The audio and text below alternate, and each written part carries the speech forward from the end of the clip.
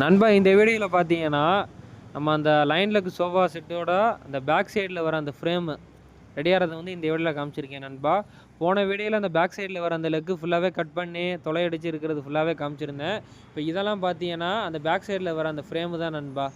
Skip பண்ணாமல் பாருங்கள், ஃபுல்லாகவே ஃபிட் பண்ணுறதுமே இந்த வீடியோவில் காமிச்சிருக்கேன் நண்பா.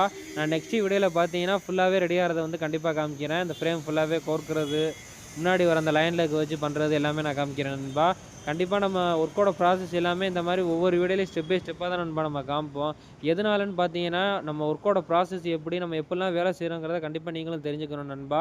நம்ம இதுக்கு எவ்வளோ ஹார்ட் ஒர்க் பண்ணுறோம் அதையெல்லாம் கண்டிப்பாக நீங்கள் தெரிஞ்சுக்கணும். இது எல்லாமே நம்ம காரைக்குள்ளேருந்து தான் நம்ம மேனுஃபேக்சரிங் பண்ணி ஆல் ஓவர் கொடுத்துருக்கோம் நண்பா. நீங்களே வீடியோவில் பார்க்கலாம். இந்த இதுக்குள்ளே ஃப்ரேம்ஸ் ஃபுல்லாகவே ரெடி பண்ணியிருக்கிறதா.